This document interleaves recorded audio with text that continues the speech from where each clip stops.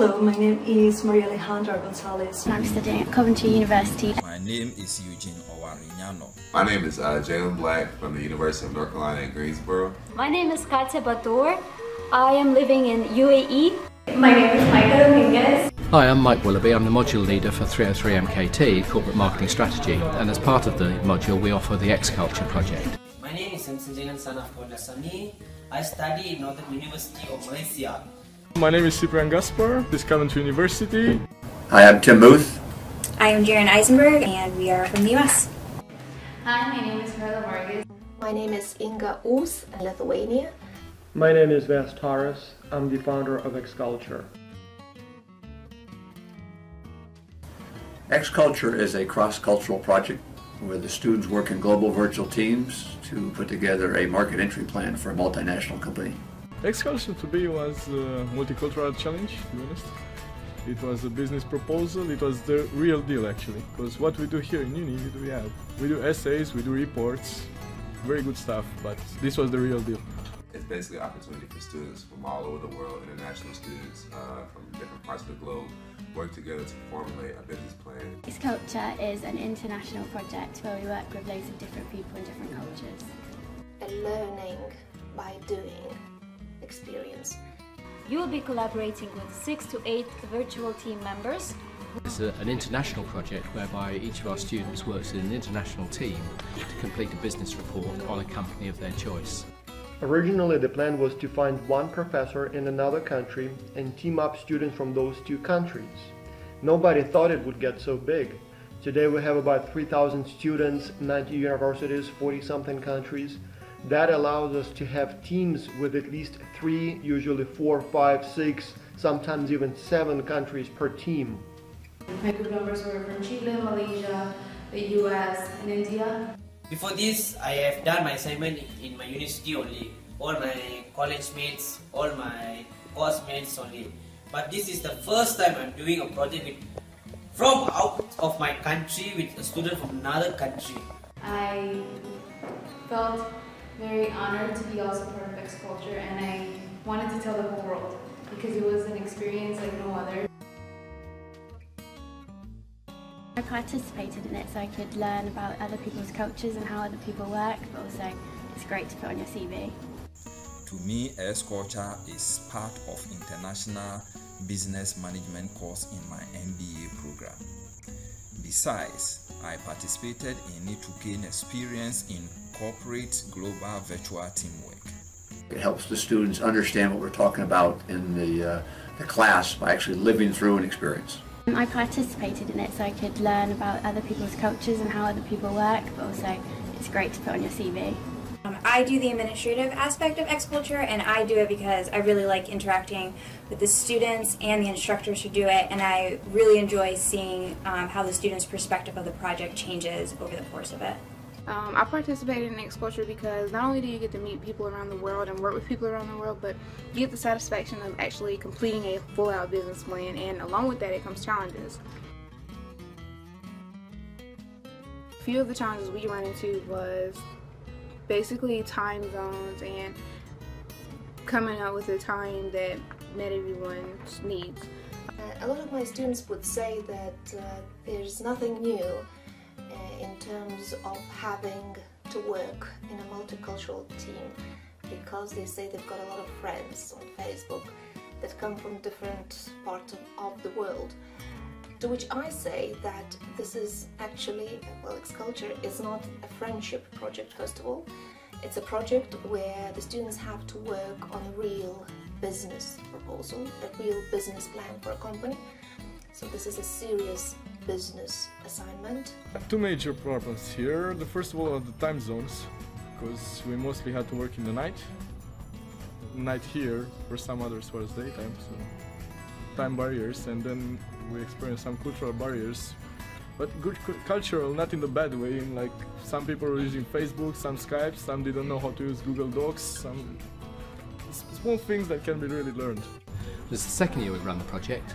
And once again, it's been very, very successful despite a number of challenges arising, both in terms of communication across time zones, overcoming cultural differences, looking at different personalities within the group.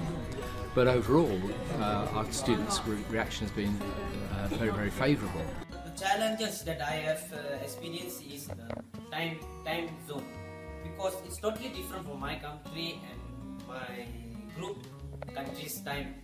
A lot of our group members work and go to school and have responsibilities outside of school and work, so it was very, very difficult to work together. There is a very big difference between what people believe the challenges will be versus what people report the challenges actually were after the project is over. Before the project starts, they tend to believe that things like cultural differences, differences in communication styles, religious differences perhaps would be the challenges. But having experienced it, having worked in a global virtual team, people report that the challenges were actually much more technical. Things like, for example, differences in time zones, lack of leadership, challenges of coordination, challenges of communication, things that are perhaps culture-free. We've had a couple situations where students had teammates in countries that censor different social media. So maybe they can't use Facebook with teammates in certain countries. Another learning experience for me. They can read it in a book and hear about it, but now they got a real life teammate talking about that kind of stuff. Some team members can be little or not motivated at all. The time difference between the team members who are from different countries. Sometimes we get, from an administrative aspect, some student complaints of teammates not responding, and what we really try to do is just say, hey, this is part of the project, you've got to figure it out with your group, and that's one of the most valuable learning experiences I think the students walk away from is being able to resolve those things on their own. I faced quite a few challenges in my team. One of them being people weren't responding to emails, another one being someone wouldn't speak in English, they're only speaking to us in Spanish.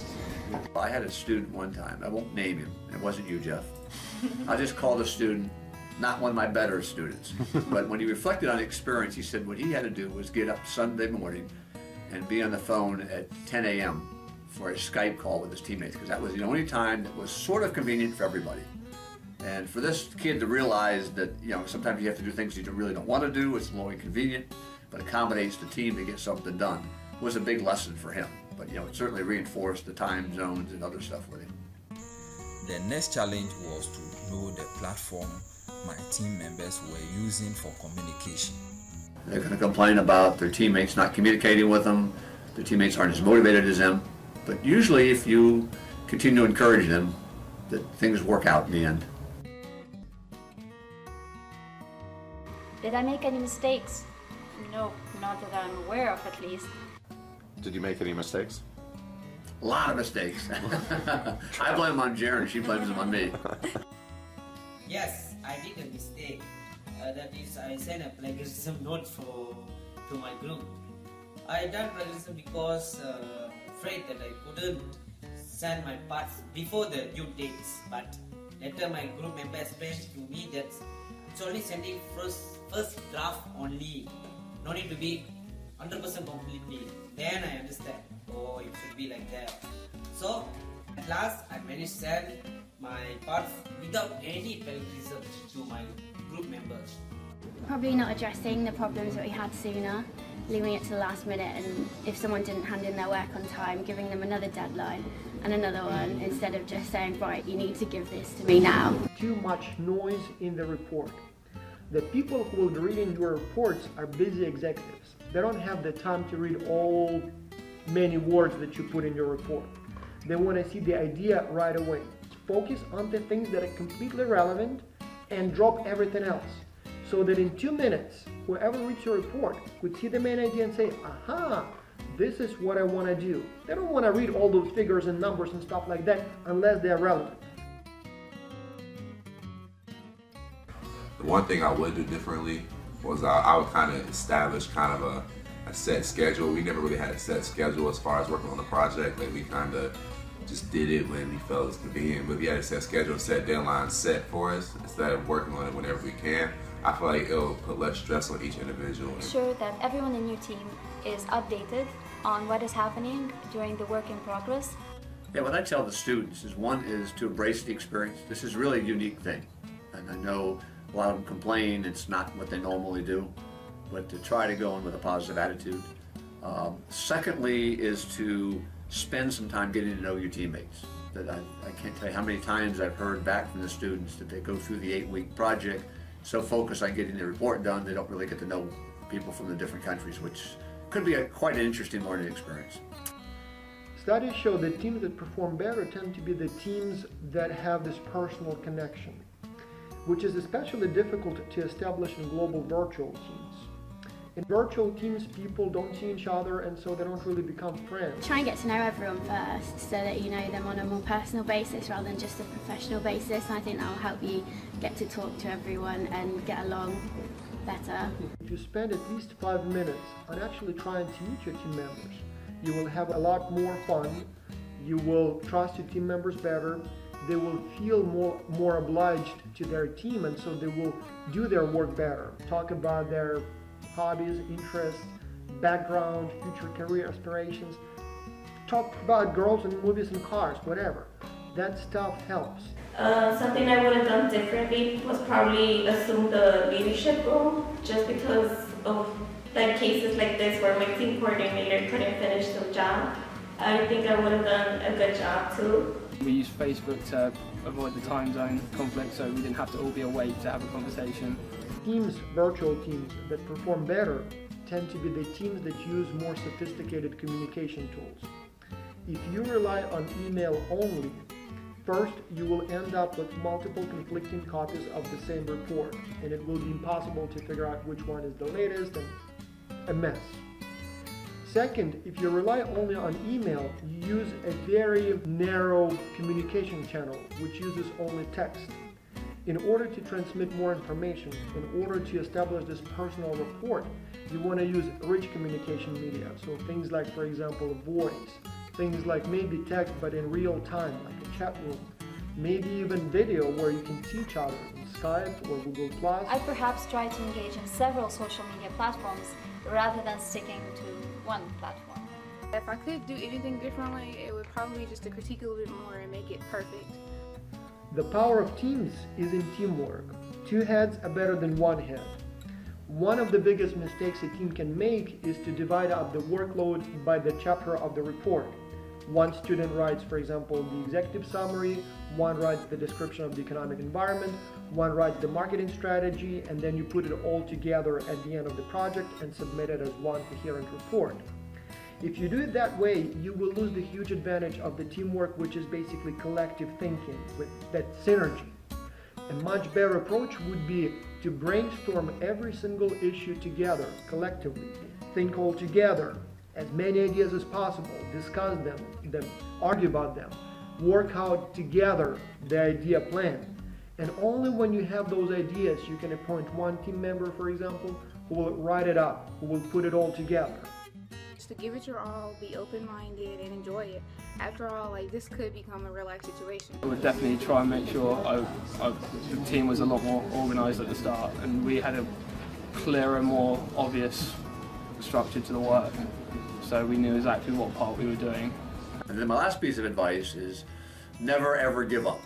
That it seems like a long time and it's never going to get done, but I've never seen one where the students haven't submitted a report. Sometimes they're better than others, but they've got the project done, which is a big accomplishment.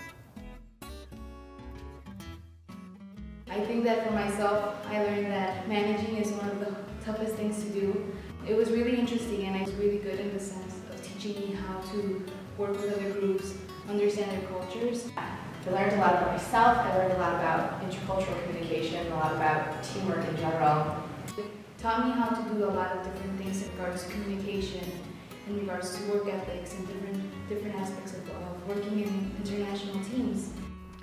Does X-Culture help? Well, we actually did a study on that. We found that people tend to improve their cultural intelligence. Students tend to be also more culturally open-minded. I'm an international business major, and this is something that I want to do outside of school. So I know that this is just a glimpse of reality. I learned a lot about my communication style. I became the leader I was recommended by my team, and that was very helpful. At the end of the project, they see far less differences among themselves. So they have fewer stereotypes, they tend to see others as more like themselves, so that contact helps. X-Culture helped me to improve my team work skills with people of different cultures and views. There were occasions where people would say something and I might take offense to it, but I had to remember that they had a different culture and I had a different culture, and we had to work beyond those differences. We have a number of people who participate in X-Culture multiple times, and so we also found that when they do it the second time, they behave differently, so they rely more on rich communication channels like video chat or audio chat. They tend to be much better at coordination, so they set up a schedule right away, they keep track of who does what, they make sure to send reminders. They are much more likely to assume the leadership role. They also tend to get much higher peer evaluations, so their teams are much happier with them, and as a result their team tends to actually do a much better report. I had this wonderful experience. I don't think there's any way we get this kind of experience outside of this project, so I would definitely do it again. If I would do it again, I would totally do it, just because the experience was great, and it's just like something that will happen in the real life, like in the workplace. I believe the project, first of all, teaches the ability to manage your time, to manage your resources. I noticed that students who probably are very frustrated with it, maybe at some point mid-project when they're putting their report together, at the end they really do reflect on it and see the value in it, and that's always really nice. And it's nice to see them gain a greater perspective of different cultures and have a better understanding of different cultures. X-Culture taught me to be more aware of the cultural differences a person might face in the future in the workplace. As we all know, the world is getting more and more globalized. X-Culture, it taught me how complicated working in a team is. We view it as a very useful project, and we certainly intend to run it again next year. As an experience, it's absolutely fantastic. We're planning a trip to Amsterdam in the summer because we've done about a company which is going to move there. So it's always good to meet people. And, yeah. The value of X-Culture lies in its ability to show you what's going to happen to you in the future. The thing is that even though now you work in a global virtual team as a student with other students, what you will experience in X-Culture is exactly the same stuff that you will experience when you do it for a living as a member of a corporate global virtual team. It's exactly the same issues with time zone differences, with free riders. Sometimes some corporate employees don't do their work. So whatever you will see in X-Culture, it's like a time machine. I guarantee you this is exactly what you will see in the real workplace. It will not get any better. So while it may be annoying, while it may be frustrating and stressful, believe me, this is just a preview of what's in store for you. I get 6 nice friends from 6 different countries. Definitely a great experience, and I would definitely do it again. This was a really great experience, and still and now, and I plan to keep checking out with our teammates, and they do the same. We just check in on each other. So I got to meet some really great people. I learned a whole lot. So if anybody is thinking or leaning towards that route, I would say definitely go for it. Like, it's really worth it.